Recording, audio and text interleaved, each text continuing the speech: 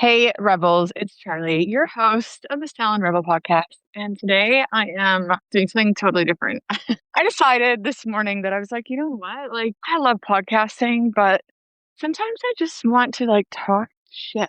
Like, I don't want to have something like all strategized and planned out, blah, blah, blah. Like, yesterday I just recorded 4 episodes, right? And these episodes are going to be great because it's like a mini series on how to level up and upgrade your salon once you have our pricing program and realize that you need to actually up your prices like 20 or 30%, right? If you get to that point and you go, oh shit, what do I do? We kind of went through a mini series of 4 different things that you need to do in order to be able to raise your prices without losing all your clients. Anyways, it was good to record that and stuff, but it's just so scripted. Not scripted, but planned out. I've got to prepare the episode, know what my talking points are. I've got your 10 things to do. Yeah, you've got to have your 10 things to do, blah, blah, blah. And I'm actually really terrible at reading off of anything like that. You could literally give me a sentence to read to camera and I can't do it. I just keep stuffing it up. It's I'm so terrible at taking directions from other people that I won't even take directions from myself. So I thought today, I was like, what if I just pump out some random episodes that I just put I don't know, just randomly through the week, a little bit of hot takes, where I'm at, where the business is at. Kind of gives you, I guess, a chance to have a little look inside my actual life. Maybe decide if you like me or not. I don't know. Anyways, so I'm on this walk. It's my second birthday this week because my birthday was on Wednesday and I just realized I actually have to stop and pull over here. I'm on this heart medication because I had all these ectopic heartbeats that started happening last year. And anytime I forget to take it, I realize it because I start getting really puffed out and I always carry this medication with me. So I'm literally just pulled over on the side of the road right now, taking this medication. Somebody's going to think, I don't know what they're going to think. People walking by me at the moment. Anyways, I can't have a heart attack on my first ever walk. Can you imagine? I'm yeah, I'm going to go for a walk and take a podcast episode. And then it just cuts off and then I never come back. Okay. Anyways, so it's my second birthday day because the other day was my birthday on Wednesday. And it was just kind of not a good day to have a birthday. Hello. You're not climbing that gate, are you? Climbing that gate. Climbing it. No. I was just taking a pill and yeah, all good. I knew somebody would think I was up to something weird. I was just standing next to I don't know, a power thing. There was a gate there. And then some old man walked up and was like, you're not climbing that gate. And I'm like, no, I'm not climbing that gate. I obviously look very suspicious. Okay, so back to my Wednesday, shitty days out of my birthday. My husband Arnie was away, just at school for the day. Kids were in school. I had to work that day. It was just a day that was going to go by so fast. And I was like, you guys don't even have time to celebrate me. So I was like, how about we have my birthday on Saturday? So that's kind of what we're doing today. So I took the day off. One of the girls, I'm so stoked. One of the girls, there was a big extension client that wanted to have a full new set and color and stuff. And the coordinator was trying to convince me to come in and do it. She's like, oh, it's good money, come in because she's got targets to make. I love this about them. So we've got targets for the coordinator, salon manager. So they're just yeah, we need Charlie to come in and try to do this extension mold to boost up our target for the week. And I wasn't really giving into that. So they found another victim, one of the other seniors who had the day off and somehow convinced her to come in to do this big client. So I'm pretty happy about that. It's pretty cool to see stuff like that happen. And I think times like that make me super proud of the business that we have right now. And I know things can change any moment. There's been so many times where I've liked where my business is at and then some shit hits the fan and you're trying to sort it out. But I feel after going through that quite a few times, yeah, you start to kind of figure things out and grow a stronger business. So I was talking to one of my clients this morning and she's got a salon, a really, really great brand. And she's kind of gone through that and going through that transitional phase where she had a big team. They were all there for a long time. And it's what is that fear, right? When are they leaving? Because, eventually these people are going to leave And especially if it's like you get to the 8 to 10 year mark of growing this amazing brand and you're like, shit, these people are going to go soon. Not everybody does. Let's be honest. It's more likely that they're going to go than they're going to stay for another 10 years. So, you start like, I think living in fear a bit that like something's going to happen, something's going to give eventually. People are starting to have babies, move, get too entitled, steal shit. You're me. That's what happened to me. But anyways, yeah. So you get to a point where you're like, shit, something's gonna happen, and maybe you don't see it. Maybe you don't think that that's gonna happen. But that was always something that I had always like thought of and feared when I had team, when I had like a really strong team. Like the first team I ever built when I moved into the like first commercial premises out of my home salon, like that was a great team. We were all super, super close. We were always like partying together. It was totally like that phase in my life. Like, like how old was I then? Yes, like in my early 30s. And yeah, I had an awesome time. Like we had a great team. They were pumping out clients. I was on the floor. I didn't have a manager. Yeah. And then things changed when I got pregnant. Things started to shift and change. I needed more help, and my desire to be on the floor diminished as things got harder to do everything, as like the requirements on us as salon owners changed, like look how much content we have to pop out. Like the fact that I'm on a walk right now thinking that I should be recording a podcast is a true testament to where we fucking are right now. That I think that is an important thing to do. Could just go for a walk on my own, but like at the same time, I'm like, so nice because I could choose to go for a walk with a friend, but I don't really want to go for a walk with a friend because I just want to be by myself. And now I get to just like air my dirty laundry out loud. It just looks like I'm talking to myself. Anyway, so what we were saying. Okay. So you like grow this business, you have this awesome team, and things like start to shift. Like you start to change, what you want starts to change. Your like, yeah, your idea of what you want this team to be like starts to change, and your team aren't going to be okay with it. And I get it. When you start to like really change your business and make changes like that after it's been a certain way for a while, not everybody is going to adapt. Like some people are like, this isn't the job I signed up for. Like things are changed. Or sometimes I like to be like, maybe they just liked working with me so much on the floor that they're just so sad to not work beside me all the time that they're just like, I'm out of here. No, but honestly though, like things change. You change as a business owner. You start getting maybe more serious about your business, treating it more like a business than like a girls' club for your friends to hang out with, like that. And things start to sort of shift, and that's okay. But I think like it's not going to come without like a lot of pain and having people leave, whether it's in a good way or a bad way, and like then doubting yourself and your abilities and forgetting that like you just had all these people there for like years and years. Like you must be doing something right, right?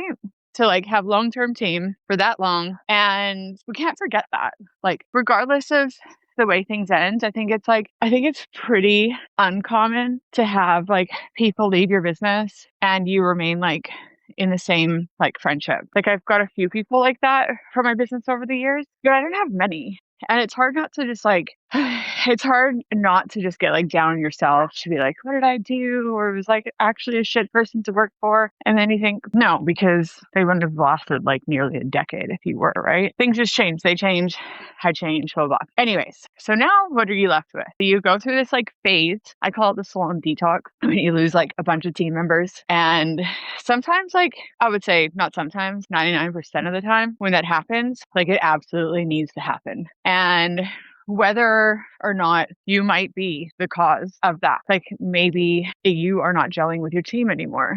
Or yeah, it might be your team changing, you changing the business, whatever it is. But it has to happen for you to like get to that next level in your business. Like, what are you going to do next? Right? What kind of business are you trying to grow? Can you do it with these people that have been working a certain way in your business for like the last 5 years? Can you just go in there and like get them to just like change their tune, change what you're doing, all of that? Like, probably not. That's a really, really hard thing to do. So even though it can be really hard because you're literally like rebuilding a business sometimes, I think it's easier to like rebuild it the way you want to rebuild it. So anyway, so my client is going through this like transition period where she's lost a lot of her team members, she's rebuilding her business, and wants to rebuild it differently. The way that you want your salon to be built when you start in your 30s or your late 20s or whatever is totally different to what you're going to want your business to look at when you get to your 40s. Because there's no way that I could sustain the same business model that I had back then with the requirements of me as a salon owner, with what I want to do with my life and what I want to do for work. I don't want to work behind the chair full time anymore. I've done it for 25 years. It's the last 5 years I haven't done it so much, but I've been in it for so long that that's not what I want anymore. So how do I change my position in what I'm doing in my role and keep the same team after that long? Like, it's impossible. So now we're at the point where you're like, okay, so now we're rebuilding this team from scratch. What do we do with what we've learned about like all the years in business? And what do we do now? And we need to think of more of like the long-term gain. It's what we were talking about. Like, it's a long-term plan. It's not like let's just fill it with any senior that we can find right now. It's like, no, let's think about like what's going to happen in 2 or 3 years. And right now, the formula that's working for me in my salon to keep us with staff is having a churn of apprentices in there. Because then I always know that every year I'm going to have people qualifying and they're going to be seniors. And one could argue that like the seniors, like once they become seniors, they don't stick around, they leave. I don't think that's true. I think a lot of them do stay, and they will stay for a year or two, maybe. Maybe they'll stay for longer, but eventually they want to go spread their wings. That's fine, right? If you can create a business where you've got like the marketing dialed in so that you can get new clients, so that your clients can trust your juniors, and you still have people in there for like 5 years, that is just still a really good time to have people in your business. If they do an apprenticeship, now I guess I'm talking directly about salons here today, but if you have an apprenticeship and that apprenticeship is 3 years long and they stay for 2 years after, and you've got 5 years out of somebody, that's still a good length of employment, you know? You can also take on apprentices in their second and third year that aren't maybe getting what they need at their other workplaces, that you take them on. These are actually my favorite ones, is people that are in like their second year who maybe aren't being treated very well.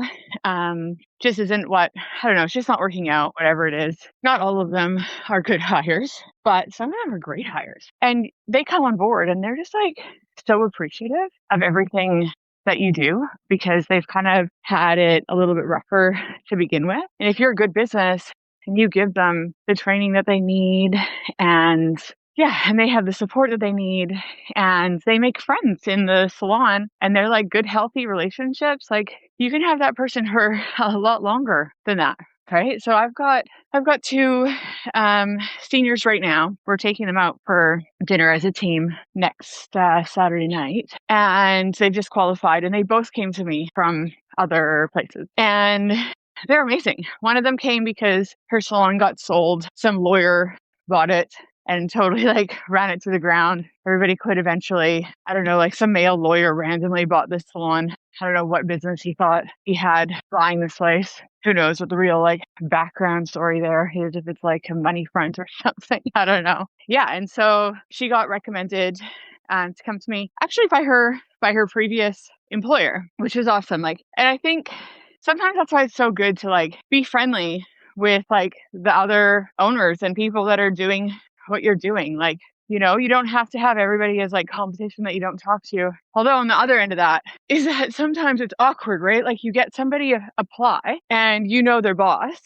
and you're like, shit, do I tell them? But it becomes really hard to hire people because I might know stuff about this employee. I have this one person right now that has applied literally 4 times, like just keeps applying. And she's not my type. She's got like tattoos from fingertip to upper arm, like full blackout arms. And I'm like, this is not my vibe. That hand looks scary. It's like big black claw. Like, no, thank you. You might think that's super judgmental, but I don't really give a shit because I'm not into that look, I think stuff like that is like, what is going on for this person? That is what they chose to do to their body, I don't know. Some stuff like that, like, I'm sorry, but just like screams like mental health, like, I don't know, issues, like jumping around salon, tattoos from like fingertips to shoulders. Like, I'm sorry, but Yeah, I don't know. I just get like a vibe, you know? I think it's really important to like have a good look, and maybe it's a totally hypothesis. Like I might not be right, but I'm usually not wrong about those things either. So the thing is I kind of do know the history of some of these people's staff members. But if they were someone really good, say if somebody really good came along and they're like wanted to then work for you, you're like, what do? You feel like you can't almost take that team member because you know all the formulas and you know how hard people are doing it. But at the same time, you also know that that person, if they're quitting, they're going to be quitting anyway. It's not just your salon that they're leaving for. So yeah, it's a bit of a predicament. It's like, you want to be friends with the people that you work with. You want to be friends with like other salon owners and people doing the same thing as you. But you're like, please don't take my team, and I don't want to take yours. And if I know every salon owner in Perth, that's going to be a little bit difficult.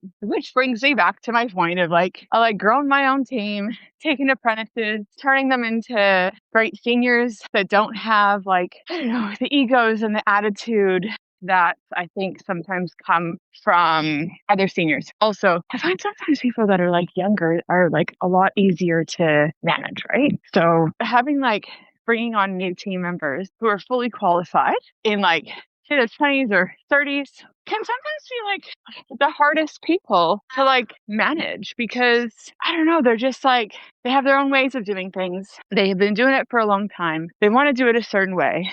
And it can be really hard to mold. Not everybody, but a lot of people, I find.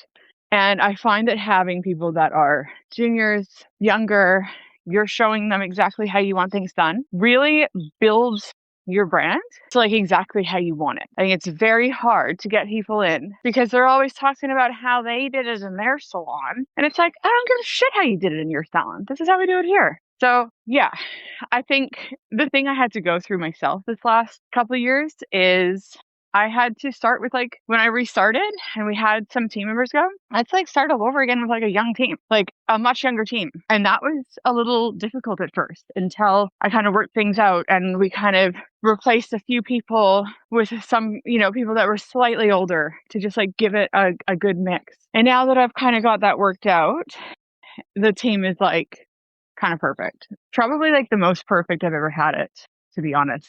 And my point, I guess, is today is that, yeah, sometimes you've got to regrow your entire team. Sometimes you're going to have like this old team like holding you back, not letting you make changes, fearing that they're going to leave one day because they have all these clients and they're booked out.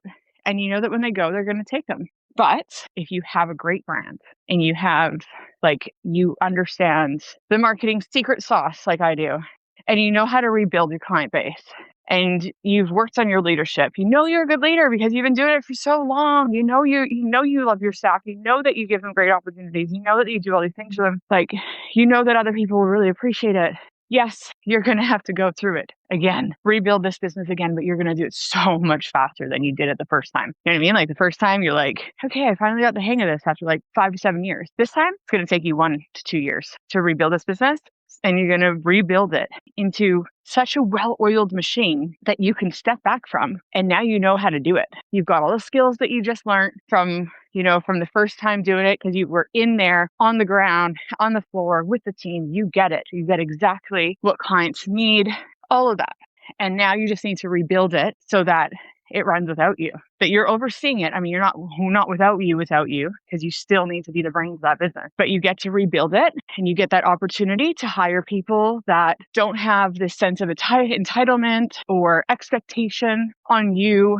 You can do whatever the fuck you want. Like, honestly, like this week, I hardly saw any of the girls to the point where I actually feel like I still feel like a little guilty because I actually just like miss hanging out with them. And I spent so much time either in the office or in the studio recording, or I took today off because I'm like, you know, I just find now that my kids are in school, like I need to have a Saturday off once in a while. Otherwise I kind of like feel like I never see them. So anyways, like I've rebuilt this business that now works the way I want it to and I need it to for where I'm at 41, you know, and I am less emotionally attached to the people that are in there. I know them, but they're not living in my pocket like they were before. And yeah, it's a really good feeling.